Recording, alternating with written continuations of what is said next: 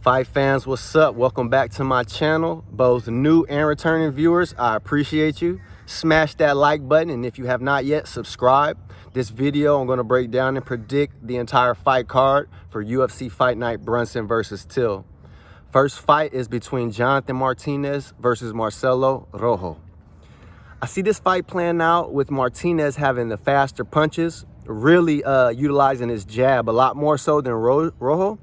And I feel that, along with his front kick, is going to keep Rojo at bay, at the distance. Martinez being southpaw and Rojo being orthodox. And Rojo really leaning on that front leg kick to set up his offense. But facing this southpaw, he's going to have to bring that back leg forward to land that kick. Or else he's going to have to scoot forward with his front leg to land the front leg kick. And both of them are going to take too much time. And with the fast hands of Martinez, look for him to just capitalize whenever Rojo rushes in the distance or tries to get those front kicks off. Look for that jab to just be sticking him, right? And if he does, telegraph a kick, I can easily see Martinez bringing a heavy left straight or a heavy left hook. And it's going to land because Martinez has very accurate punches. He does not overdo anything. He doesn't rush anything, so he always has good cardio. He's always in position to play defense and to land his punches. So I think his experience is going to pay dividends versus Rojo. I noticed with Marcelo Rojo, he likes to rush in the distance with heavy shots, right? He doesn't really work his way in with a jab or anything technical. He likes to close his distance in a hurry and throw hooks.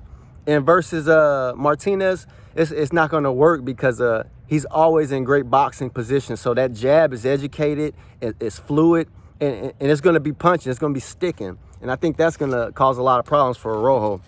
And I notice Rojo likes to clinch a lot, right?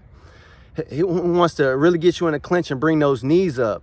Now, Martinez has great knee, too. His left knee, both knees are good, but I have to mention again the hand speed. I can see Rojo getting in that clinch and just catching body shots, uppercuts, hooks. And if it does turn to a knee clinch situation, Martinez is right there with it. And I believe Martinez is the faster striker.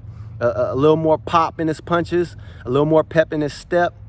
And Rojo, he loads up a lot. And I'm not a big fan of that. I believe Martinez, he has a better approach, a more tactical approach.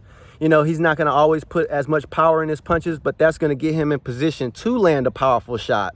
Versus Rojo, who wants to come in and corral you with crazy power, I can just see him getting caught on the way in. So I believe Martinez is a more intelligent fighter. He's coming off of a loss, so I expect him to be hungry. He mentioned he had a lot of personal things going on at that time, and his mind is clear. And so, I'm rooting for him. I believe he's the better fighter, and I think he's going to come with a clear head, like he said, for this fight. And I think that's going to pay off for him. With Rojo, I think he's going to have to learn as he goes in the UFC. I believe this fight, he's going to really have to improve his boxing. And so I'm going with Martinez to, outpoint him, outscore him, and look for a knockout, but more so be a smart fighter, especially coming off of a knockout loss. Look for him to, be very aware of his range, using his front kick to the body. And he's also got a nice question mark kick that can land to the head. And he has got really active kicks, a lot more so than Rojo. So I feel his kicks are going to maintain the distance in the range, causing Rojo to really rush in and Martinez being able to piece him up with his fast hands. And so I got Martinez for this fight. And let's move on to the next one. We've got Dalcha Lungiambula versus Marc-Andre Barriault. Intriguing matchup, but I feel Dalcha, he really depends on his judo tosses. He likes to get in that clinch and take his opponent to the ground, but he doesn't really have that great of ground and pound. And with Marc-Andre Barriault having great cardio, good takedown defense, crisp punches, and decent kicks, I think he's gonna be able to break the takedown or break the clinch and get back in the striking range. And I think he's gonna be able to piece Dalcha up. Dalcha hasn't really displayed good boxing skills or head movement. He takes a lot of unnecessary shots, but what he is very extremely powerful. And if he catches you, then you're gonna go down. But he hasn't been able to do that versus fighters who are coming in prepared for their fights. He got a guy in his win in the UFC who came on short notice, fatigued out, and, you know, got caught. But as of recently, I think a lot of Dalcha's game has been exposed. And I think his opponent, Barriault, will capitalize on that by just keeping his distance, piecing him up, looking out for the wild hook shots coming from Dalcha. And I think this is going to be a pretty easy win for Marc-Andre Barriault, in my opinion. I just think he's got the more technical strikes, more composed fighter, better experience, defensively more responsible. And so I think he'll just be able to use his technique, really, and his power and his cardio.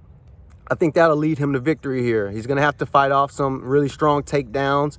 And I think this is going to be the demise of Dalcha. He's going to really be trying to get these takedowns. He's going to wear himself out. He's going to gas. He's going to blow the tank, just trying to wrestle, and it's not going to work. And Barriault has been commended for his cardio. So look for that to pay off in this fight.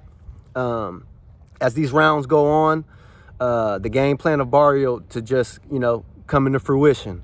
Defend the takedowns, maintain the distance, better hand speed, just outpointing him, outscoring him. Maybe even fatigue Dalcha out enough to TKO him, because this is going to be a fighter that Dalcha is facing who has better striking, especially in the boxing, than anyone he's faced so far. And so, yeah, I got my money on Marc-Andre Barriault. Just go ahead and display better striking techniques and keep this thing standing as much as possible, and wear down on Dalcha. Dalcha's going to have to improve his striking, and I think this fight will show that. So let's move on to Julian Erosa versus Charles Jourdain. I see this one. I don't like how Julian Erosa keeps his hands low. He really does. In the midst of striking, just in his stance, I mean, they stay low. And Charles Jourdain showed with each fight that his boxing is really what's improving and increasing. His last fight, he was able to show hand speed and seal the deal versus Rojo, Marcelo Rojo. He showed his hand speed. And I have not seen the equivalent hand speed from Erosa. And the main thing I take away from him is just those hands are too low. And I think that's where Charles Jourdain is going to be able to capitalize. I think he'll be able to get into range with his footwork and speed and stun Erosa with a number of combinations, kicks, high and low, get Erosa thinking. And just with his lack of defensive technique, I think that it's going to mount up and he's going to get caught slipping in these exchanges. And that's how I see that one going, short and sweet, simple. Charles Jourdain has the better striking, the better footwork, and I believe they're fighting at 150. So this is going to be a more powerful, you know, Jourdain, and so look for him to land these heavy shots, these jabs coming in with major hooks, and get Erosa to open up and just in the pocket, you know, clip him and land him when those hands aren't, you know, and covering up his chin. So I'm going with Charles Jourdain for the victory there. And let's move on to Jack Shore versus Liudvik Sholinian. Now, my knock on Sholinian is he likes to walk into punches. Like, he encourages his opponents to punch him. Like, he takes pride in being this tough guy that can take punches. But he's known for his wrestling. But I've noticed when he does get his opponents down, he doesn't really capitalize on submissions. He's more of a leverage wrestler. He'll hold you in position, but as far as executing and succeeding in submissions, I don't see that as his bread and butter. So I think he's a little limited. Even though he can get his opponent down, he's not much of a finisher there.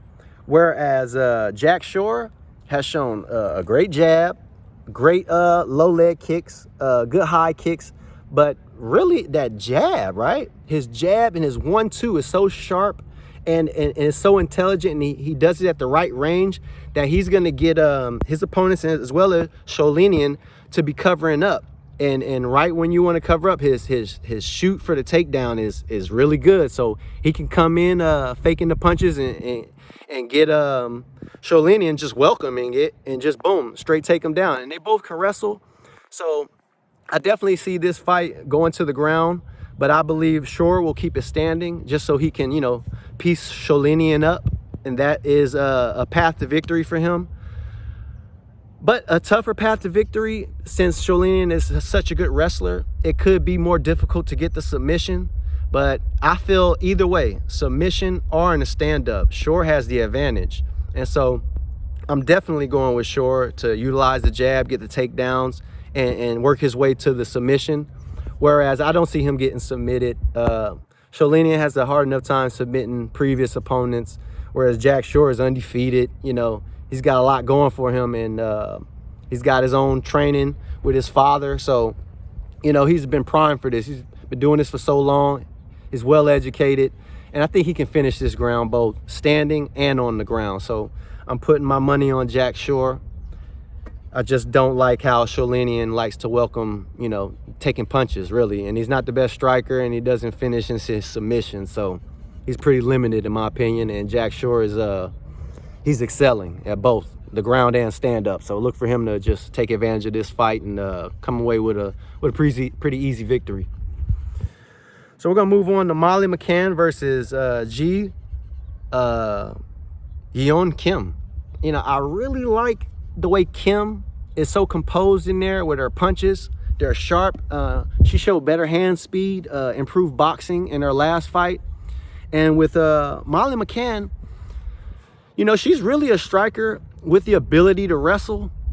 But I noticed that she had been packing on just getting in worse shape, it seemed, over her last few fights. But seeing her in the weigh-in today, she's coming nice and tight and in great shape. So that leads me to believe that she's going to want to wrestle a lot.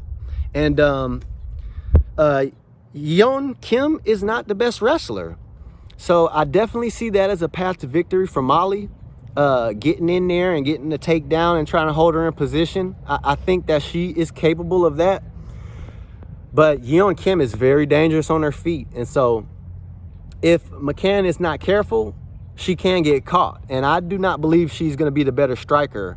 And so she's going to have to shoot for these takedowns. That is, in my opinion, her only path to victory. Whereas Yeon Kim can keep her standing, if she can keep her standing, which I don't think that she can. That's my issue here. But Kim definitely is going to have the better punches. And so this is definitely a close fight. But I believe that McCann will be able to take her to the ground and control the clinch and just get ground, top control time. Maybe some ground and pound, and look for that to rinse and repeat. But it's going to be easier. It's going to be tough because Yeon Kim is an accurate puncher. Her hand speed has improved.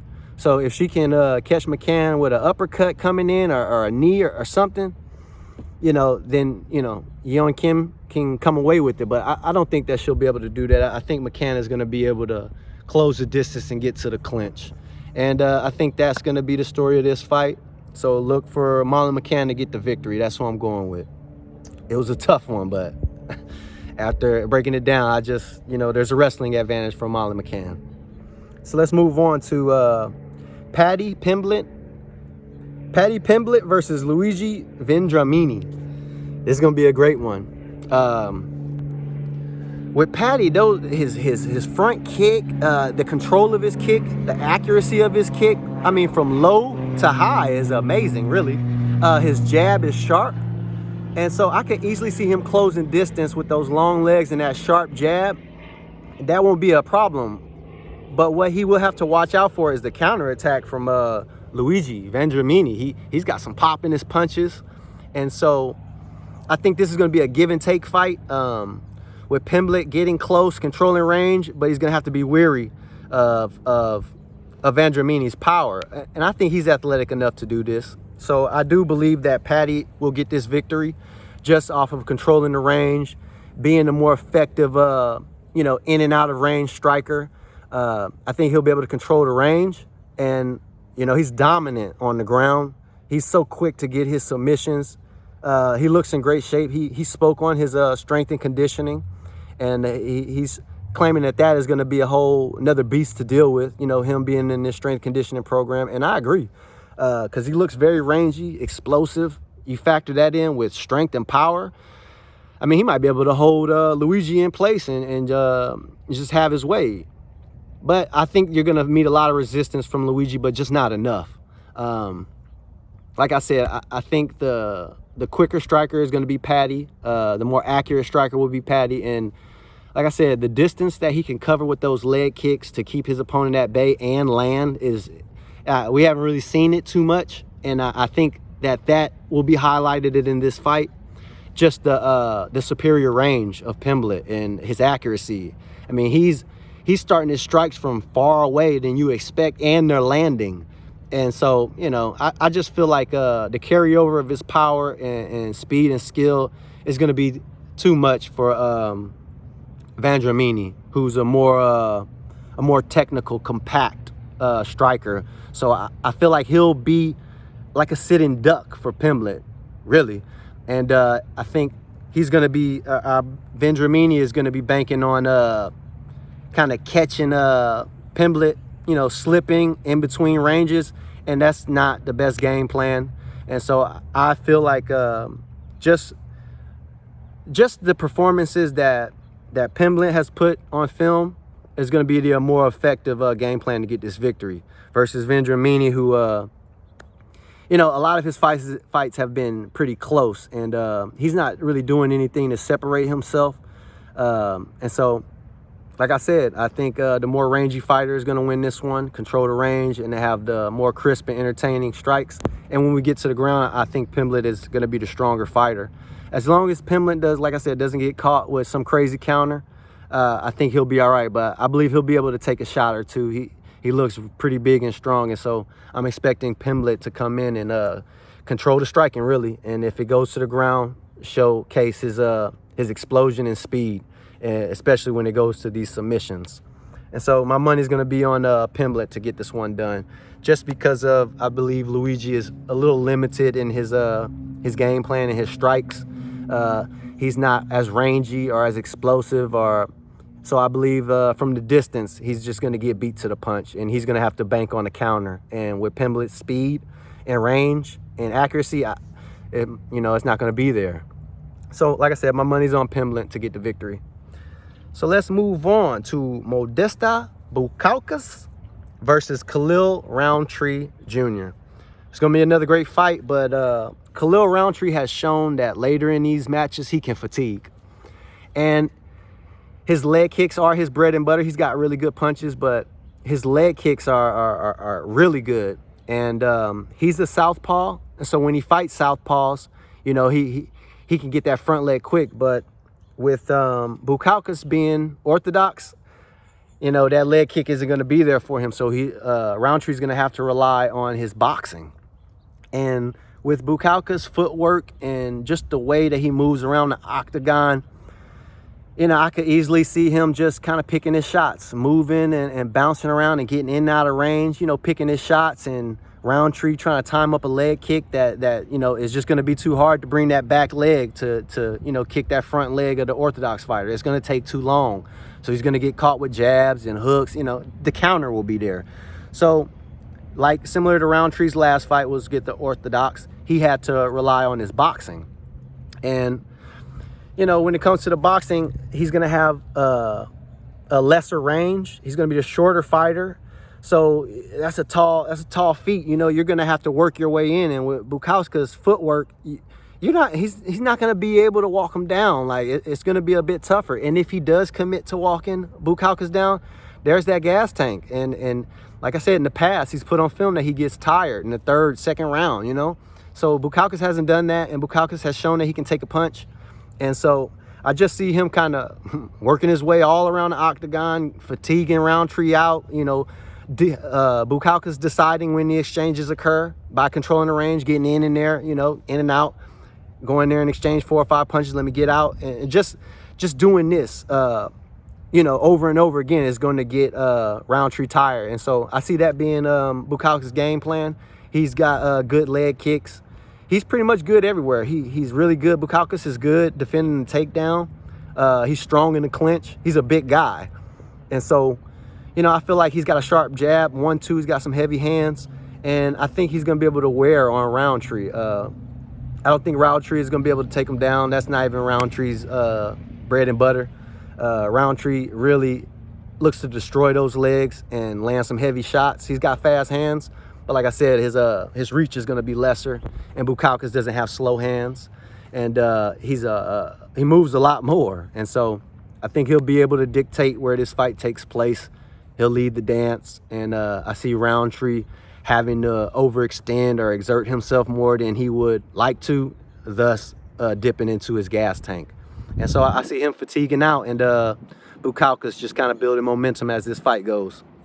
So my money is on Modestas Bukauskas because of his footwork and just his overall game. He doesn't lack in many areas. And so I feel like Rountree lacks in the cardio. And so that's going to be what's going to be exposed in this fight, I feel. Going with Bukauskas for the money. Next up, we got Alex Morono versus David Zawada. I like this fight a lot, and I think the factor will be David Zawada's overall strength. He's going to be the bigger fighter, taller, a couple inches with the reach. Excuse me. And so what I see here is Morono, he's got good movement. I don't think he punches or kicks as hard as Zawada. So even standing, I feel like the harder punches are gonna and harder kicks are gonna come from Zawada. So he's gonna, he's gonna have the nod and the stand up. And when Morono does try to shoot and take him down, it's not gonna work in his favor because Zawada is so strong. He's gonna reverse any position that he's in. He's gonna be able to reverse it. So I see him get in top position, controlling the ground, and I feel Morono's only key to victory really is if he was fast enough to outpoint him the whole night. But I don't think his footwork and, in and out of range is that fast to where it's going to be a big difference over Zawada. So I feel like Zawada will be able to close the range, keep him in striking distance, and land the harder shots, pick his shots. Zawada seems to be a very mature fighter, an intelligent fighter when he's out there. He's constantly thinking. He doesn't really get put in positions where he's taken advantage of. And when he has been in those positions, like I said, he's been able to reverse it. And so you saw Morono get reversed by Pettis his last fight. And so I can imagine what Zawada can do because he's already going to be the bigger guy. He's already put it on film. So I just don't see where Morono can win this fight. And I'm going with Zawada, David Zawada, for the victory, just because he's technically sound.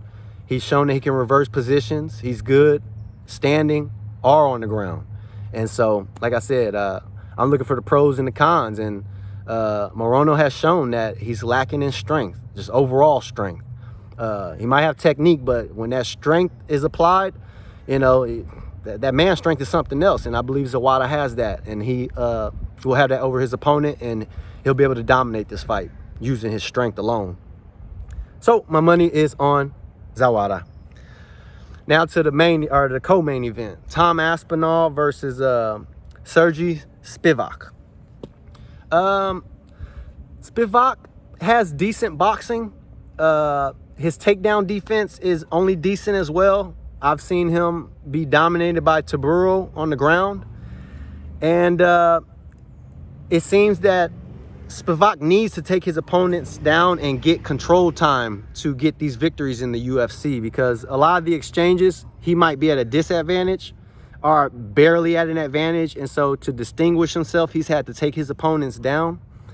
And it's been a learning process for him because he's losing fights being taken down. And then he'll learn from that and take his opponent down and get a victory. But this fight versus Tom Aspinall, I don't believe he'll be able to take him down. And that's going to be advantage for Aspinall because his hand speed and the sting on his punches, his kicks, his footwork, it's on another level than Spivac. Spivac is going to have his hands full. I could see this fight being a knockout for Aspinall or another submission, because it seems when Aspinall can't get the knockout with his hand speed and whatnot, the takedown is right there for him because he's got his opponent already, shelling up for the strikes. And the way he took his opponent down his last fight, it was dominant. I mean, straight takedown to the guillotine choke. So I see Tom Aspinall being the stronger man, the harder, striker, more technically sound, more athletic, much more explosive. And that's going to be his key to victory for Tom Aspinall. Just be defensively sound, which he appears to be. I think Aspinall leaves his hands down because he believes in his head movement and he likes to have hand speed versus defense.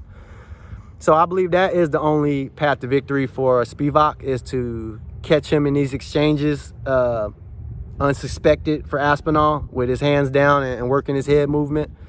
But Aspinall can take a punch, and he's been working his technique. They say he's been a sparring partner for Tyson Fury. So there you go. This man is on the feet with the hands. Boxing is on another level. He's done it with the best. And in my opinion, he is one of the best in the UFC with his striking. So I think he's going to be able to dominate standing up with the hands alone. His footwork is going to be too much. The speed in and out is going to overwhelm Spivac. And so I just see him getting pieced up, really. And if he can take Aspinall's punches, then Aspinall is going to take him down and dominate him on the ground. Aspinall is going to be the slightly bigger man. He's going to have a few inches in reach. And so, yeah, I just see him overwhelming Spivac with his athleticism and power. Like I said, if you can't knock him out with the hands, he's going to take him down, control it there, and look for the submission. But all in all, I just see Aspinall has been able to control his opponents. When he gets tired, he's able to take his opponent to the cage and just, hold him there and rest up. I haven't seen that from Spivac. I've seen Spivac be dominated. I've seen him have to adjust and get off of standing up and get to the ground, and that being the key to his victory. And with that not on the table, because I don't believe he'll be able to take Aspinall down, I believe he's going to be limited this fight. And he's going to be in the wheelhouse of Aspinall, that stand-up. And this is going to go on until Spivac drops. And so I'm going with Tom Aspinall for this one, just off of sheer speed, power, technique, execution. And he has the more well-rounded game. And so, yeah, we're going with Aspinall for the victory. Now let's get to the main event. It's a big fight between Derek Brunson versus Darren Till.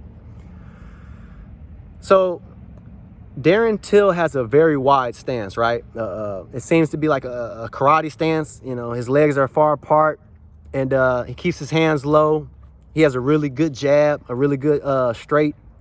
But with his stance being so wide, and Derek Brunson really looking for this takedown, but not, over aggressively going for the takedown, I could see Brunson just inching his way into these exchanges just to grab a single leg. Get that single leg, get Derek Till, get that leg up in the air and get him against the cage.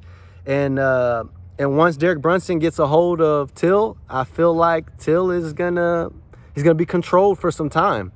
And I do see Till being able to get back up, but it's gonna come at a price. I believe Darren Till is gonna fatigue. And with Brunson training in elevation, with that cardio, he's going to be able to keep the tempo, keep the pressure up the whole fight. And he has more output than Darren Till. With his kicks, constant jab. Brunson has a good jab.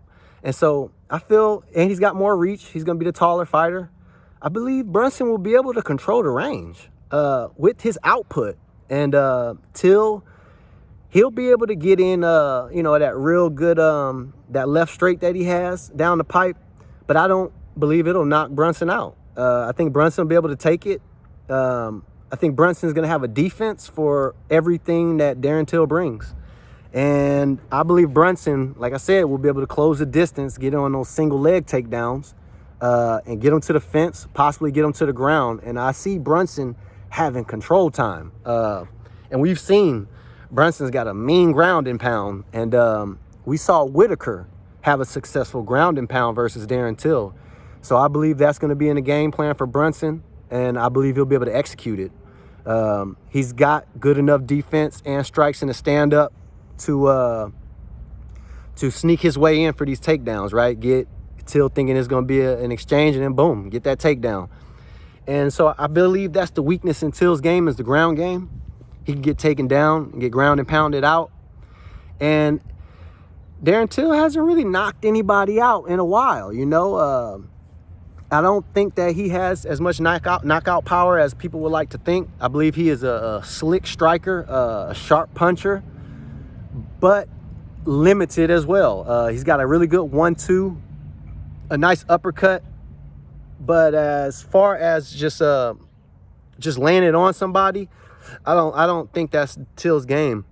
Till likes to pick his shots, and I think this is going to work in favor of Brunson, because while he is waiting for the right counter or the right shot, Brunson is going to be inching his way in, and he's going to close that distance. And Brunson is real strong, and so I believe he's going to be able to squeeze, put the squeeze on Darren Till, and stay out of harm's way. And he's got 5 rounds to do it, and so if he gets taken down early, look for that gas tank to take a hit, and it's just going to build up, because Derek Brunson doesn't really fatigue out. He's like I said, training in elevation. He keeps the pressure, he keeps the pace. He's got good hands, and you see when he fought, I forgot one of the younger guys he fought, but Brunson, he took all that attack, right? He withstood all of the attack from one of these younger fighters he recently fought, and that fighter fatigued out trying to knock Brunson out. So Till is gonna have to be careful with trying to knock Brunson out, because it's pretty tough to do, and he could gas out trying to do that. So the path to victory for Till is gonna be a knockout, in my opinion, but I don't think he can get that knockout. And so I'm going with Derek Brunson to get this victory, just off of a better ground game, more output, better cardio, the stronger man. And so, like I said, that wide stance, I think that is going to be a key for Brunson to get Till to the ground, get in on that single leg, because it's available. And Whitaker put it on film, the blueprint on how to get this done. And so I just don't know. Till's coming off of a collarbone fracture or a break, whatever it was. He had some downtime. And how strong is he, right? How much has he been working his takedown, his wrestling? How much has he improved there? Brunson's just been itching. He's got a lot of momentum. He feels like he deserves a title shot. He's made so much improvements that, he's ready. And, yeah, Brunson has not faced his last handful of opponents at the level of Darren Till, but Darren Till has not faced as scrappy of a wrestler and as strong of a fighter on the ground as Brunson in some time. And so, yeah, I just see this being more even than not standing up. Brunson's going to have he's going to have his troubles, slipping that left straight from Till, but I believe he will be able to.